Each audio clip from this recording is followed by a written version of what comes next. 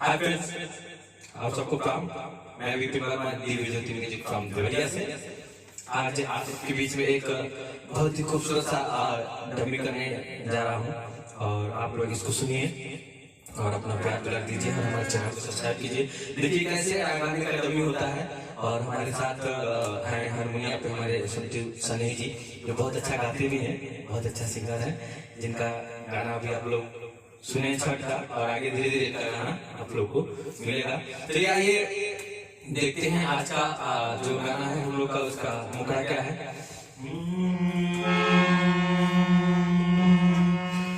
चुलिया में होता है गुदगुदी, राजा काम करे नबूदी। चुलिया में होता है गुदगुदी, राजा काम करे नबूदी।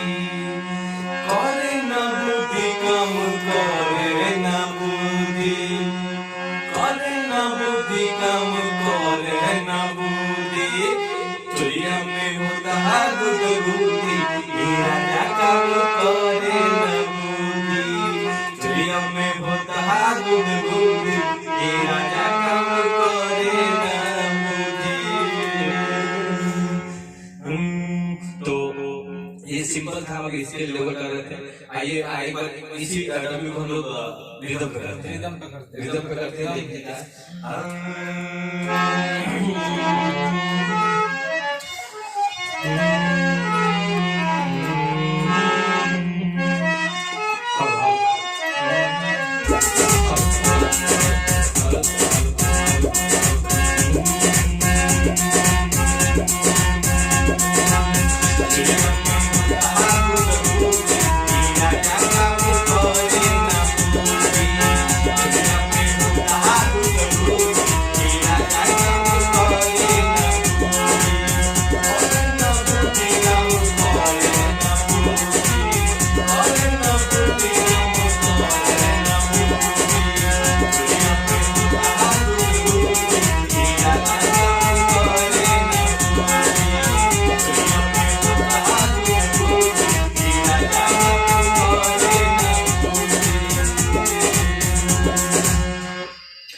ये है अभी रिदम पे डमी था, सिंपल रिदम था, बहुत ही अच्छा गाना है।